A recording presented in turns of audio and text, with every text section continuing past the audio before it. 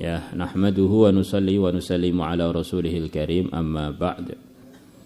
Teman-teman santri, selepas istikharah menimbang berbagai macam pertimbangan dan musyawarah dengan tim-tim, dengan Pak Yai Patah, dengan penanggung jawab yang lain Pak Imdad, terus kemudian dengan pihak pemerintah, kita rapatkan tadi malam sampai jam 9-an kurang.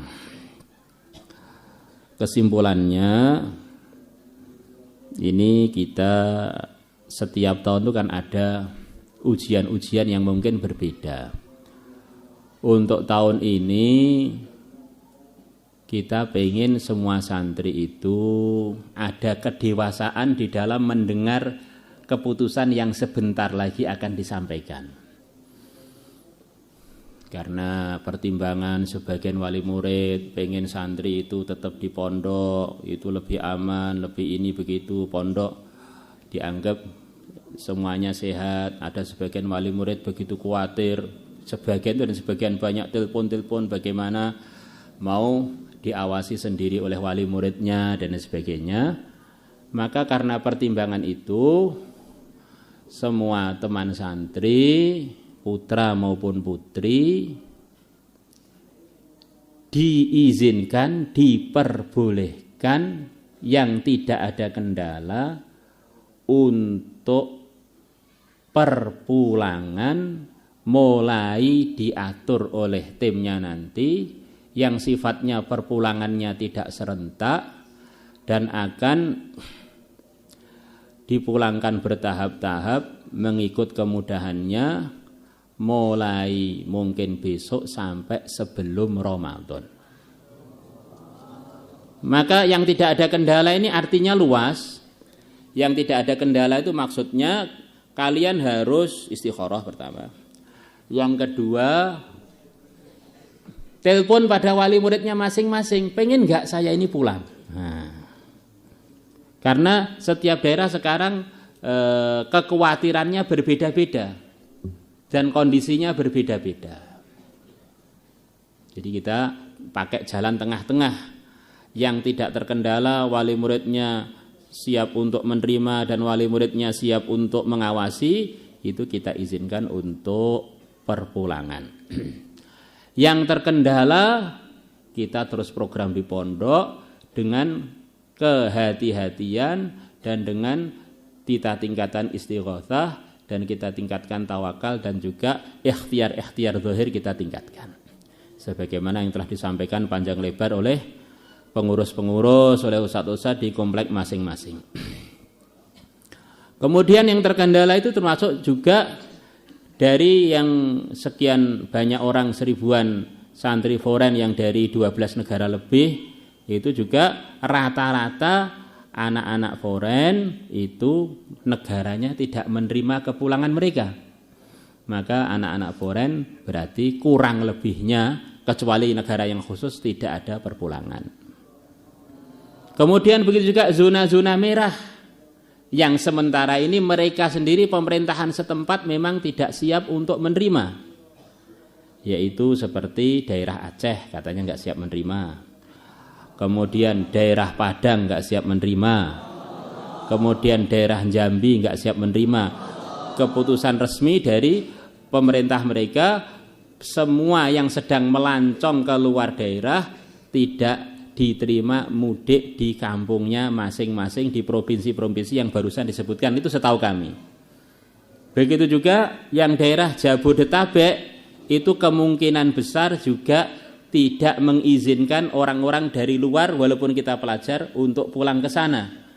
Maka karena ada kendala-kendala begitu itu, tidak semua pengumuman ini berlaku untuk setiap santri. Untuk yang tidak terkendala, maka yang terkendala tidak boleh dipaksakan.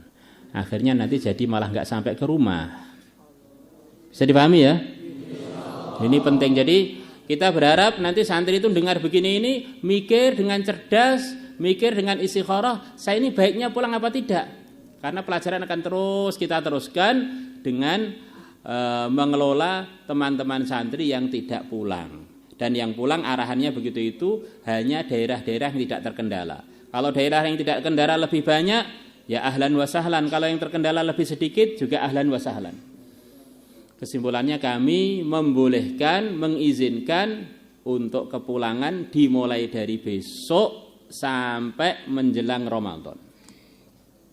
Kemudian amalan-amalan harian yang telah kalian dapatkan yaitu ayat hirzi. Kemudian setiap lepas sholat hari-hari ini ada doa-doa khusus untuk penjagaan, kalian teruskan.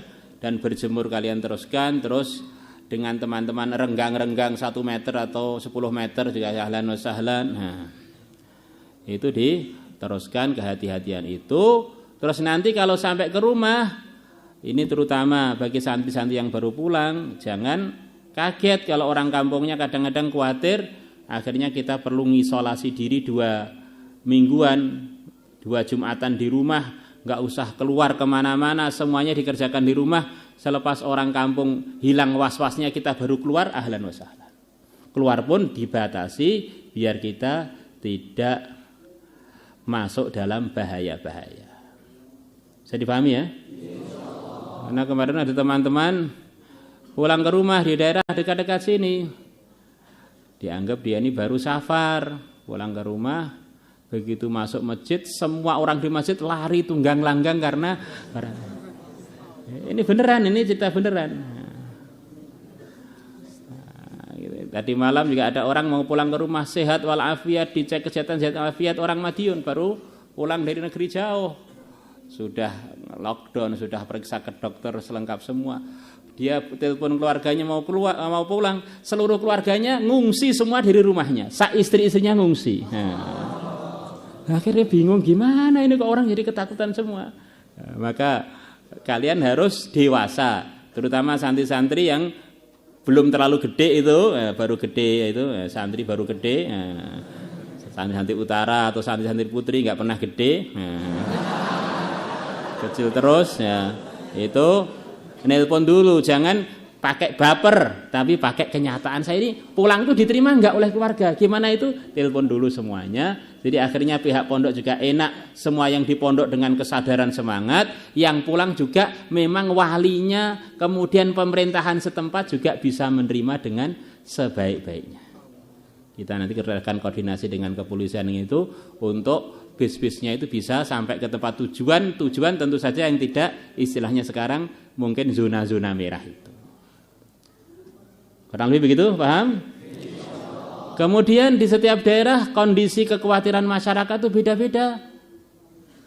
Mungkin di sebagian daerah sampai sholat jamaah pun nggak ada di masjid, sholat Jumatan pun nggak ada di masjid. Maka santri-santri jangan bikin ngejos yang tidak bermanfaat. Rasulullah itu dalam sejarahnya di Mekah pernah sholatnya nggak di masjid sekian lama. 3 hari sebelum beliau wafat, 3 hari penuh sholatnya nggak di masjid karena beliau ada uzur, yaitu sakit keras. Padahal rumah beliau dengan masjid gandeng, rumah Sayyidah Aisyah. Enggak Jumatan gimana Pak, tempat saya ini sehat-sehat aja. Pokoknya kamu ikuti kondisi masyarakat setempat bagaimana. Ini dianggap ada uzur oleh para ilmuwan, dianggap ada uzur. Ini urusan ini sepakat. Daerah-daerah yang sudah enggak berani Jumatan kalian jangan nyalahkan. Karena perasaan orang yang khawatir ini wabah ini benar-benar mengerikan. Kok wabah mengerikan? Kita ini sudah berangkat Jumatan ke masjid, laki-laki ya sudah berangkat Jumatan. Tengah-tengah berangkat atau sudah sampai tempat tiba-tiba perus mules loh. Kita diizinkan, malah nek perlu diwajibkan keluar dari masjid, kalau enggak bonjol di masjid toh. Padahal risikonya berak di masjid paling apa ya? Paling kotor semua. Ini kalau wabah ini perasaan orang-orang itu lebih dari itu, bisa copot nyawanya gitu loh. Bukan sekedar urusan kebelet ngising. Ya ini gambaran mudahnya begitu itu. Jadi perasaan orang itu uzurnya itu masya Allah. Jadi sudah melebihi ngudur ngising lipet-lipet gitu loh. Kita ini nggak ada ngudur apa-apa ke masjid, mau ngising ya langsung keluar sampai di WC sampai selesai Jumatan nggak dosa. Karena apa? Karena gara-gara perut. Nah, ini gara-gara lebih dari itu perasaan orang-orang yang sedang khawatir itu. Maka tidak usah terus wah ini orang-orang ini belum tauhidnya belum mantap ini akhirnya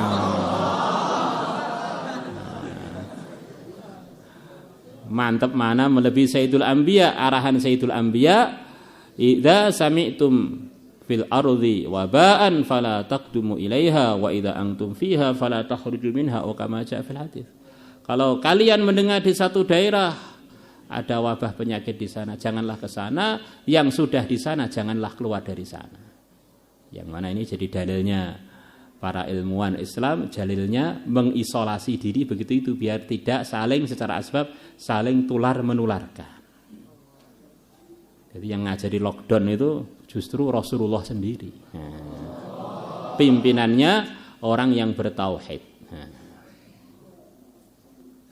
Tidak ada penyakit menular, itu adalah tertib keyakinan. Kemudian hidupnya hati-hati, itulah tertib ikut yang mulia Nabi besar Muhammad SAW.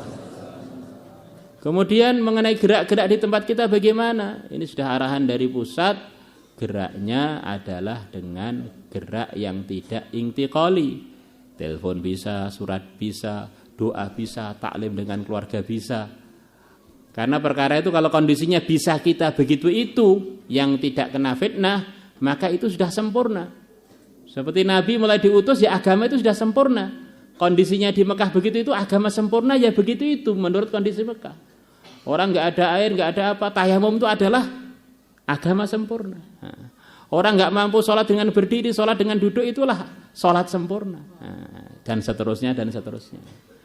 Maka kita harus menerapkan antara la ilaha illallah dengan Muhammadur Rasulullah. Lah terus pulangnya ke sini kapan? Ini agak beda, nanti nunggu kode dari sini. Yang kita sudah terlanjur pulang. Yang sudah terlanjur pulang nanti dekat di sini ada kemungkinan nanti penerimaan santri baru, ada kemungkinan kita belum tahu. Dan juga pertemuan wali murid itu bergeser waktunya. Insya Allah akan diadakan tapi bergeser waktunya. Ya, bergeser waktunya itu kapan ya nggak tahu, gesernya gimana terserah, tulisannya di langit yang nggak berubah. Nah, itu terus nanti yang kesini semuanya yang sehat, benar-benar sehat, ada surat kesehatan dari puskesmas setempat minimal. Nah, ini suhunya normal baru boleh balik ke pondok lagi.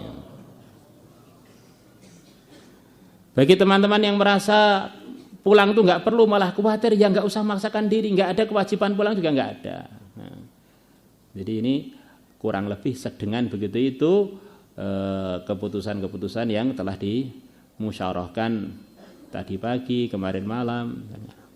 Insya Allah sudah jelas ya kurang lebih. Jadi kesadaran kalian sering wudu, sering cuci tangan, jangan lupa sholat duha, doa-doa penjagaan itu diteruskan walaupun kita tidak di dalam kelas kita, dalam pondok kita, karena memang itu keperluan kita biar kita selalu dijaga dan ditolong oleh Allah. Ya, ini kurang lebihnya begitu itu. Jangan sampai memaksakan pulang akhirnya nggak bisa sampai ke rumah loh ya. Nah, akhirnya malah terkatung-katung di jalan. Jangan sampai ada yang begitu itu. Karena daerahnya tidak menerima, seperti beberapa daerah yang sementara yang kami dengar itu begitu itu. Beberapa negara yang sekarang kami dengar begitu itu.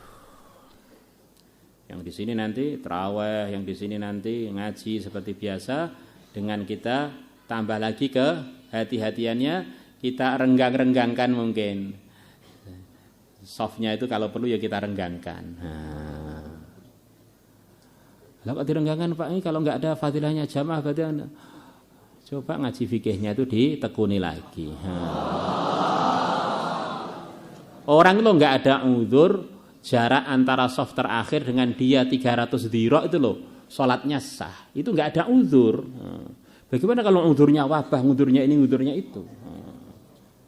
Itu pun masih banyak ulama-ulama tokoh Syafi'i yang memfatwakan dia sholatnya sah dan juga jamaahnya dapat fadilah sempurna. Diandaikan di belakang sof itu pojok sana, tengah sini, pojok sana, itu tetap sah semua dan dapat fadilah jamaah itu ketika nggak ada uzur. Nah, bagaimana kalau kita sekarang ini menghadapi uzur? Maka sebelum kalian sangkal kita sampaikan alasannya. Sebelum kalian ngejos kita sampaikan arahannya. Tauhid ora apa-apa, malah main-main dengan temannya dipegangi ora apa-apa. Corona makhluk, kowe ya makhluk loh. Kita ini memang sama-sama makhluk, diuji dengan makhluk dan tinggalnya di makhluk juga. Jadi memang dengan makhluk itu ada aturannya, itu syariat. Hati kita tetap tawajuh kepada Allah, tawakal kepada Allah. Ya kurang lebihnya pengumumannya begitu itu. Ya, nanti akan ada tim komplek, tim ini itu yang akan mengatur, konsul-konsulnya akan mengatur sesuai dengan kemudahan daerah masing-masing. Yang tidak mudah jangan dipaksakan. Termasuk yang tidak mudah itu yang tidak punya bekal, nggak usah hutang pulang. Kemudian maslahatnya di pondok ya dilunasi, minimal bulan April ini dilunasi. Untuk yang pulang diantara syaratnya itu maslahatnya di pondok dilunasi bulan April biar masih berjalan dengan baik semua urusan-urusan yang jadi tanggungannya pondok. Apalagi kemarin teman-teman sekian ribu baru keluar fisabilillah dan sebagainya itu juga kan selama keluar hanya bayar separuh sebagian itu ya. Nggih.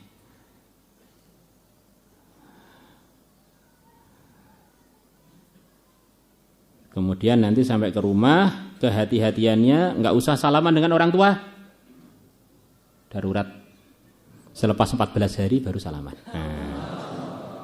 Kadang-kadang kita ini kan dari daerah Arabi, dari daerah desa gitu loh, nggak paham. Nanti orang tua lihat ini sekarang saya masih mengasah ilmu, belum boleh pegangan sebelum 14 hari.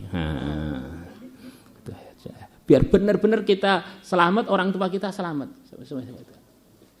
Dengan sopir, dengan teman-teman di jalan, sementara nggak usah begitu dulu.